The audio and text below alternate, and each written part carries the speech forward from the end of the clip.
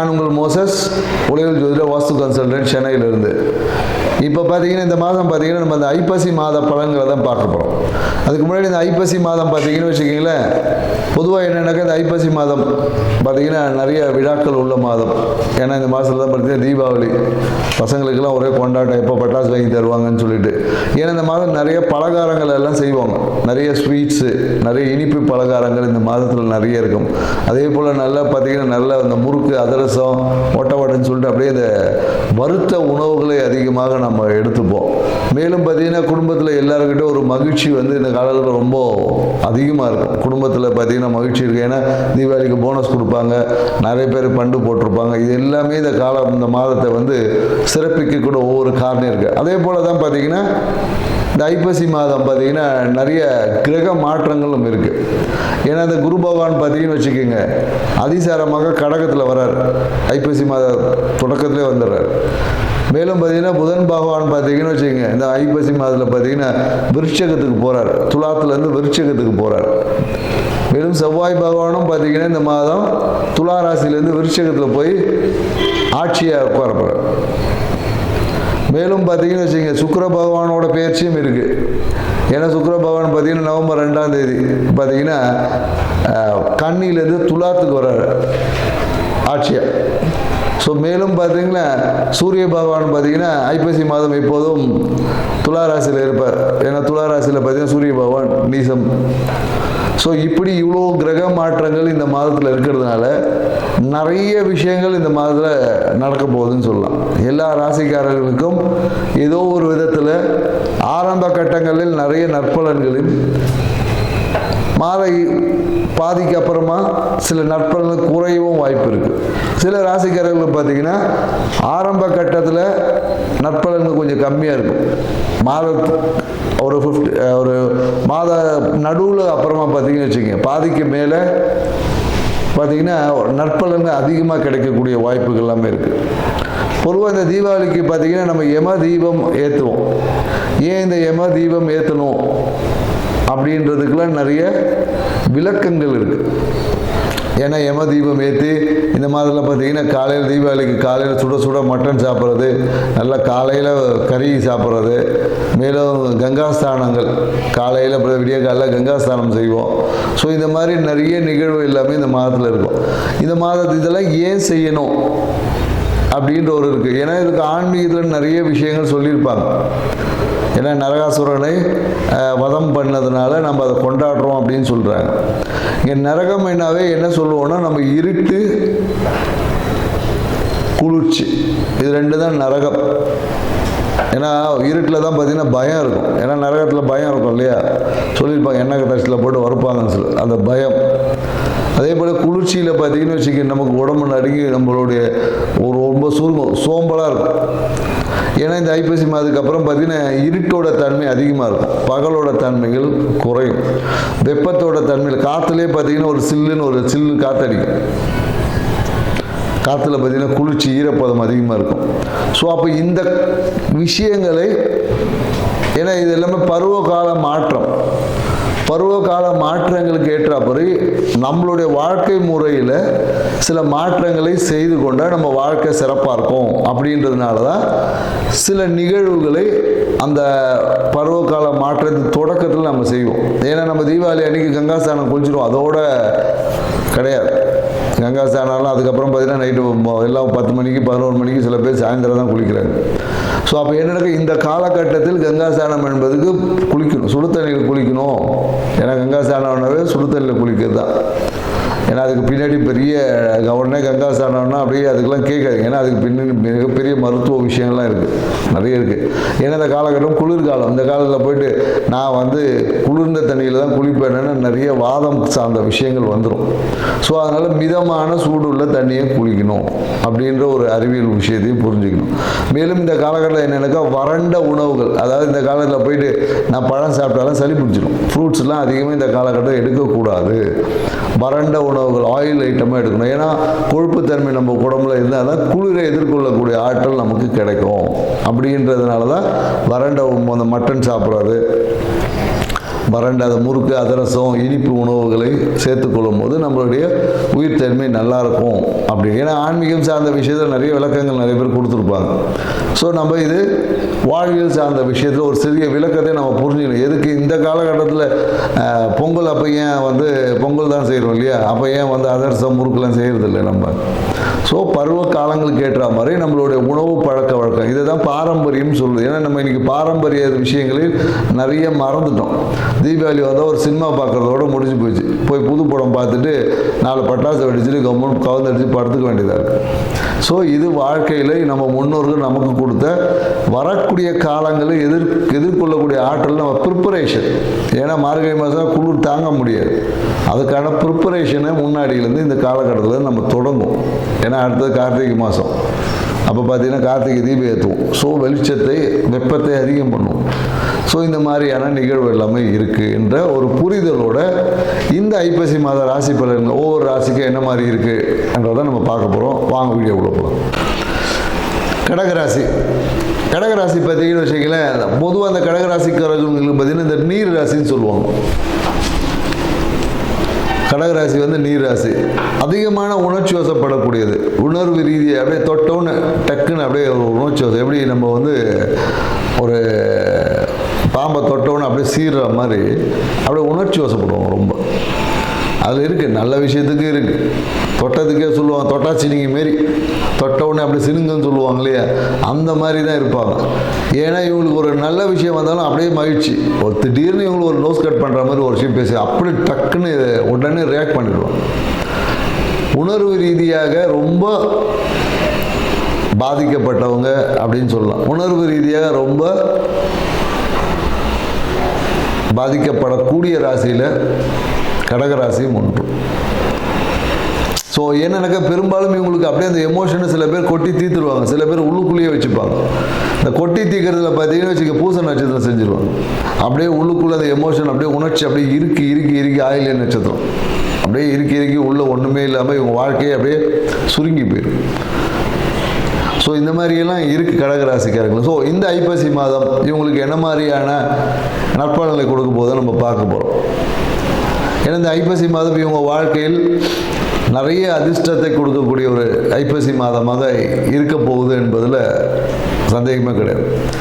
ஏன்னா வச்சுக்கிங்களேன், தொழில் ரீதியான எடுத்த முயற்சிகளில் திடீர் பயணங்கள் என்பது இருக்கும். வெளியூர் வெளிநாடு பயணத்துக்கெல்லாம் தயாராக இருக்கணும். இந்த காலகட்டத்தில் எப்போ வேணாலும் பயணம் போகிறதுக்கு தயாராக இருக்கணும். சூட்கேஸ் எப்போ ரெடி பண்ணி வச்சுக்கிறது தான் சொல்லணும். ஸோ தொழில் ரீதியான பயணங்கள் என்பது இருக்குது. எப்போ வேணாலும் பயணிக்கக்கூடிய வாய்ப்புகள். பயணம்லாம் சொல்லிட்டுலாம் வராது, உடனே கிளம்பணும் அவசரம் அப்படின்னு இருக்கும். சில பேருக்கு பயணத்தில் ஒரு சிறிய தடை பிரச்சனைலாம் வரும். போகும்போது என்ன பண்ணுவாங்கன்னா, போகும்போது போகிற இடத்துல ஒரு சின்ன சண்டை போடுறோம், போகும்போதே சண்டை போடுறோம், பஸ்ஸில் ஏறும் போதே ஒருத்தவங்க சண்டை போடுவாங்க. அப்படி இல்லைன்னா அந்த இடத்துல போகக்கூடிய இடத்துல ஒரு வாக்குவாதங்கள் வரும். ஏன்னா அப்படியே முண்டி அடிச்சுட்டு அவசரத்தில் செய்யக்கூடிய விஷயத்தினால ஒரு சிறிய பயணத்தின் போது சிறிய ஒரு வாக்குவாதங்கள் எல்லாமே வரும். ஸோ அதனால் கொஞ்சம் கவனமாக இருக்கணும். எங்கேருந்து கொஞ்சம் பொறுமையாக இருந்தீங்கன்னா ஓகே. ஏன்னா அந்த காலத்தில் மனம் வந்து ரொம்ப அந்த ஒரு அவசர கதியில் இருக்கும். வேலை தேடுறவங்களுக்கெல்லாம் பார்த்திங்கன்னா இந்த மாதம் கொஞ்சம் வேலை கிடைப்பது என்பது கொஞ்சம் கஷ்டம் தான். ஒரு சிறிய தடைகள் வரும். ஏதாவது ஒரு விதத்தில் தடை, போய் போலீஸ் வெரிஃபிகேஷன் வாங்கிட்டு வாங்க சொல்லுவாங்க. இல்லைன்னா ஏதாவது ஒரு மேனேஜர் வர மாட்டார். ஏதாவது ஒரு விஷயங்களுக்காக ஒரு இழுபறி நிலை வரும். அடுத்த மாதம் இவங்களுக்கு கார்த்திகை மாதம் பார்த்திங்கன்னா கண்டிப்பாக அந்த வேலை என்பது கிடைக்கும். ஸோ மனசில் பார்த்திங்கன்னா ஒரு சிறிய அவசரத்தினால ஒரு மன அழுத்தம் இருக்கும் இந்த காலகட்டத்தில். மன அழுத்தம் இப்போ எல்லாருக்கும் மன அழுத்தம் இருக்குது. கடகராசிக்காரர்கள் மட்டும்தான் மன அழுத்தம்னு சொல்ல முடியாது. அதுவும் இவங்களுக்கு என்னக்கா வேலை சார்ந்த விஷயத்தில் இருக்கும். வேலையில் என்னென்னாக்கா சும்மா இருந்திருப்பாங்க, திடீர்னு ஒரு ஒர்க்லோடை கொடுத்து நாளைக்கே எனக்கு செஞ்சு கொடுக்கணும் அப்படின்வாங்க. அப்போ அதை இவங்களால் அந்த அளவுக்கு வேகமாக செய்ய முடியாது. அதுக்காக தன்னையே வருத்திக்கும் போது அதை கோபமாக வெளிப்படும். அதனால் வீட்டில் இருக்கிறவங்ககிட்ட எப்போதும் எரிஞ்சு பேசுவாங்க. இப்போ கேட்பாங்க, வீட்டில் இருக்கிறவங்களாம் கேட்பாங்க, என்ன சும்மாங்க இதை கத்திக்கினே இருக்கீங்க, இது பண்ணுறீங்க அது பண்ணுறீங்க. ஏன்னா அதிகமாக வந்து இந்த ரூல்ஸை சட்ட திட்டப்படி நடக்கணும் அப்படின்னு ஒரு கோடு போட்டு ஷெட்யூல் போட்டு வேலை செய்கிறவங்க இவங்க. நிறைய பார்த்தீங்கன்னா 6 மணிக்கு இந்த வேலை, 8 மணிக்கு இந்த வேலை, 9 மணிக்கு எப்படின்னு பார்த்தீங்கன்னா கடகராசிக்காரன் ஒரு ஷெடியூல் போட்டிருப்பாங்க. இந்த ஷெடியூலில் ஒன்று மிஸ் ஆச்சுனாலும் போதும், பேட்டரி டக்குன்னு டவுன் ஆகிடும். அதில் பாதிக்கிறது பார்த்தீங்கன்னா பெரும்பாலும் அவங்க வீட்டில் குடும்பத்தில் இருக்கிறவங்க தான். அவன் மனைவினா கடகராசிக்கார், மனைவினா கணவன், கணவன்னா மனைவின்னு எடுத்துக்கலாம். அதுக்கு என்னங்க நீங்கள் எப்போ பார்த்தாலும் பாதிக்கப்படுறது மனைவினே சொல்கிறீங்கன்னு நிறைய பேர் கேட்குறாங்க. நான் சொல்கிறது கடகராசிக்காரன் ஆண்னா பெண் பாதிக்கப்படுவாங்க, பெண்ணுன்னா ஆண் பாதிக்கப்படுவோம். ஏன்னா இவங்க அந்த அதிகப்படியான அந்த சட்டங்களை, இவங்களுக்குன்னு ஒரு தனி சட்டங்களை வகுத்துக்கிறதுனால அது சூழ்நிலைகளால் ஏதோ மாறிடும். அந்த மாறும் போது அப்போ என்ன ஆகிடுது, தேவையில்லாமல் மன அழுத்தம் வரும், வீட்டில் சண்டை இருக்கும், அதுக்காக ஒரு 4 நாள் பேச மாட்டாங்க. அன்றைக்கி பார்த்தீங்கன்னா ரொம்ப மகிழ்ச்சியாக கடக்க வேண்டிய ஒரு நாளையே ரொம்ப கடுமையாக கடக்க வேண்டிய சூழல்கள் எல்லாமே ஏற்படும். ஸோ அப்போ என்னென்னாக்கா மனசில் பார்த்தீங்கன்னா எதிர்பார்க்காத சில விரயங்கள் எல்லாமே இருக்கும். டாக்குமெண்ட்ஸ் அந்த விஷயத்தில் ரொம்ப கவனமாக இருக்கும். ஸோ டாக்குமெண்ட்டை நீங்கள் எதாவது ரெஜிஸ்டர் பண்ணுறது அந்த மாதிரியான விஷயங்கள் இருக்கும்போது ரொம்ப கவனமாக இருக்கணும். ஏன்னா அதுக்காக சிறிய விரயங்கள் எல்லாமே இருக்கும். நிறைய பேர் இந்த காலகட்டத்தில் புதிய சொத்துக்கள் வாங்கக்கூடிய வாய்ப்பு இருக்குது, வீடு வாங்கக்கூடிய வாய்ப்புகள் இருக்குது. வீட்டுக்காக எடுத்த முயற்சிகள் எல்லாமே கைகூடும் அப்படின்னு சொல்லணும்.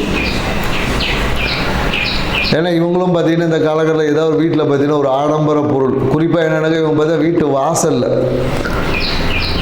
கடகராசிக்காரங்க பார்த்தா வீட்டு வாசலில் ஒரு ஆடம்பர பொருள் ஏதாவது என்ன சொல்லுவாங்களே இந்த டெக்கரேஷன் ஐட்டம்ஸ், ஒரு நல்ல கலர்ஃபுல் லைட்டு போடுறது, இந்த மாதிரிலாம் கண்டிப்பாக இந்த மாதம் நீங்கள் பண்ண தான் போகிறீங்க. இதுக்காக விஷயங்களில் ஈடுபடுவீங்க. மேலும் என்னென்னாக்கா இந்த காலகட்டத்தில் பார்த்தீங்கன்னா கடகராசிக்காரங்களுக்கு வந்து பாக்கிய அதிபதியான குரு பகவான் அதிசாரமாக இந்த ஒரு மாதம் கடகராசியில் இருக்கார். அப்போ என்னென்னாக்கா இந்த காலத்தில் புதிய ஒரு குருவை சந்திக்கக்கூடிய ஒரு வாய்ப்பு இருக்கும். குருவோடைய ஆசீர்வாதத்தை பெறக்கூடிய வாய்ப்பு இல்லை, குரு உபதேசத்தை பெறுவாங்க நிறைய பேர். இல்லைன்னா ஒரு குருவை சந்திக்கக்கூடிய வாய்ப்பு, குருவை நீங்கள் சந்திக்கல, அவர் வந்து உங்களை சந்திச்சுட்டு போவார். அப்படியே ஒரு சும்மா ஒரு பெரிய ஒரு குருமார் போராடணும், அப்படியே கடகராசி வீட்டுக்கார நின்று கொஞ்சம் தண்ணி கொடுப்பேன்னு குடிச்சிட்டு போவோம். ஸோ இந்த மாதிரியான நிகழ்வுகள் எல்லாமே உங்கள் வீட்டில் நடக்கும். அதே போல் என்னென்னாக்கா ஊரில் வந்து என்னென்னாக்கா ஒரு கௌரவ ஆன்மீகத்தில் இருக்கும்போது கோயிலில் வந்து ஒரு கௌரவ பதவியெல்லாம் கொடுப்பாங்க. அந்த விழா கமிட்டி தலைவர் அப்படின்ற மாதிரி ஏதோ ஒரு பதவிகளை கிடைக்கக்கூடிய வாய்ப்பு எல்லாமே இந்த காலகட்டத்தில் இருக்குது. புதிய நகை, தங்க நகை வாங்கக்கூடிய ஒரு வாய்ப்பும் இருக்குது. ஆனால் என்னக்கா அந்த குழந்தைகளால் இந்த காலத்தில் ஒரு பெரிய பிரச்சனையும் வரும். குழந்தைகளால் ஒரு கௌரவ விஷயமும் இருக்கும், குழந்தைகளால் பிரச்சனையும் வரும். புதிய கடன் முயற்சி, ஏதாவது கடன் வாங்கக்கூடிய சூழல் கூடுவாங்க, ஒரு கடன் கேட்பாங்க. நிறைய பேர் இந்த காலகட்டத்தில் பார்த்தீங்கன்னா கடகராசிக்காரங்க கடன் கேட்டு நெச்சரிப்பாங்க. காசு கடன் கொடு, காசை கடன் கொடு, இல்லைன்னு சொல்லவே முடியாது. யாராவது பணம் சார்ந்த விஷயத்தில் ரொம்ப ஒரு சிறிய ஒரு நெருக்கடிகளை சந்திக்கக்கூடிய ஒரு காலமும் வரும். பணம் சார்ந்த விஷயத்தில் சிறிய பிரச்சனைகளும் வரும். காசு கொடுத்தா பிரச்சனை, கொடுக்கலனாலும் பிரச்சனை, ரெண்டுமே இருக்கு. அப்போ எவ்வளோ கொடுக்கணுன்றதை நீங்கள் தீர்மானிச்சுக்குங்க. ஏன்னா கொடுத்தா திருப்பி வருமானலாம் தெரியாது. பொதுவாக கடகராசிக்காரங்களை பணத்தை கொடுத்தாங்கன்னா தர்மமாக தான் போகுது, யாருக்கும் திருப்பி வந்ததை என்கிட்ட சொன்னதே கிடையாது. ஸோ அதனால் கடகராசிக்காரர்கள் பணம் விஷயத்தில் ஒரு சிறிய நெருக்கடிகளை சந்திக்க வேண்டும். பணம் உங்கள் கையில் இருக்கும், நீங்கள் மற்றவங்களுக்கு கொடுக்கறத தான் பிரச்சனை, கொடுக்கல் வாங்கல தான் இப்போ பிரச்சனையாகும். ஸோ அதனால் அந்த விஷயத்தை கொஞ்சம் சரியாக பார்த்து ஹேண்டில் பண்ணிக்கோங்க. திருப்பி வராதுன்னு நினச்சி ஒரு சின்ன அமௌண்ட்டு கூட கொடுக்கலாம், அதிக அமௌண்ட்டை கொடுத்துட்டு பிரச்சனை சந்திக்கிறதுக்காட்டில் ஒரு சிறிய அமௌண்ட்டை கொடுக்கலாம். சில பேர் என்னென்னாக்கா வட்டிக்கு கடன் கொடுத்தீங்கன்னா கடகராசிக்காரெல்லாம் வட்டியே வாங்க முடியாது, அசல் எங்கேருந்து வாங்குறது. அதனால் கடன் கொடுப்பதை கடகராசிக்காரர்களுக்கு தவிர்த்துக்குங்க. யாராவது கடன் கேட்டாலும் உதவியாக ஏதோ ஒரு சின்ன அமௌண்ட்டை கொடுத்து அந்த இடத்துல மூவ் ஆகிடுங்க. ஏன்னா கடனை கொடுத்து திருப்பி வாங்கக்கூடிய கெப்பாசிட்டியில் உங்கள்கிட்ட இல்லை. கடகராசிக்காரங்களாம் நீங்கள் இருந்தீங்கன்னா யோசிச்சு பாருங்கள். அப்படி இல்லைன்னா கடன் கொடுக்குறதா வேறு யாரும் அவங்க மனைவி கிட்ட கொடுக்க சொல்லும். ஏன்னா உங்ககிட்டலாம் திருப்பி வாங்கக்கூடிய கெப்பாசிட்டி இல்லை, அது உங்கள் வாழ்க்கை துணைக்கு இருக்குது. இங்கே மனைவினா கணவன், கணவனா மனைவின்னு அப்படி மாற்றி எடுத்துக்கலாம் நீங்கள், சரிங்களா? ஸோ அதனால் பணம் சார்ந்த விஷயத்தில் ஒரு சிறிய நெருக்கடிகள் என்பது இந்த காலகட்டத்தில் இருக்குது. அதே போல் என்னக்கா தந்தை சார்ந்த விஷயத்தில் கொஞ்சம் சப்போர்ட்டிவாக இருக்கிற மாதிரி இருக்கும், திடீர்னு ஏதோ ஒரு பிரச்சனை பண்ணிடுவார். ஸோ அதனால் இந்த ஒரு நெருக்கடிகள் எல்லாமே அடுத்த மாதத்துக்கு அப்புறம் கண்டிப்பாக மாறிடும். ஸோ தந்தையோட நல்ல ஒரு அனுகூல போக்கு இருக்கும். அதே போல் என்னென்னாக்கா நிறைய கணவன் மனைவி உறவுல ஒரு சிறிய பழைய விஷயங்களை இன்னும் பேசி பேசி பஞ்சாயத்தில் இருந்து ஓரளவுக்கு சரியாக இருப்பாங்க. திருப்பியும் ஒரு சிறிய ஒரு மனக்கசப்பு வந்து நீங்கிடும். கவலையப்பட அதெல்லாம் ஒன்றும் நீங்கள் அதுக்கெல்லாம் ஒரு பரிகாரம்லாம் பண்ண தேவை. பழைய விஷயத்தை நீங்கள் மறந்தீங்கன்னாவும் உங்கள் வாழ்க்கை சிறப்பாக இருக்கும், அவ்வளோதான். புரியுதுங்களா? ஏன்னா பழைய விஷயத்தில் ஏதோ ஒரு ஞாபகம் வரும், அதை போய் கேட்க போய் அது ஒரு சின்ன ஒரு மனக்கசப்பு வரும். அதனால் கடகராசிக்காரர்களும் அவங்க வாழ்க்கை துணையும் பழையன கழியதிலும் புதியன புகுதலும்ன்ற மாதிரி அது பொங்கலுக்கு தான் வரும். நமக்கு தீபாவளிக்கே நினச்சிக்கணும், பட்டாசு வெடிக்கிற மாதிரி கொளுத்தி போட்டுட்டோம், புது ஒரு லைஃப்குள்ளே என்ட்ரு ஆகும் அப்படின்னு பண்ணி பாருங்கள். உங்கள் வாழ்க்கை சிறப்பாக இருக்கும். இது செஞ்சு பாருங்கள். ஏன்னா உங்களுக்கு சுற்றி இருக்கக்கூடிய நிறைய நல்ல நிகழ்வுகள் நடக்க தயாராக இருக்கும்.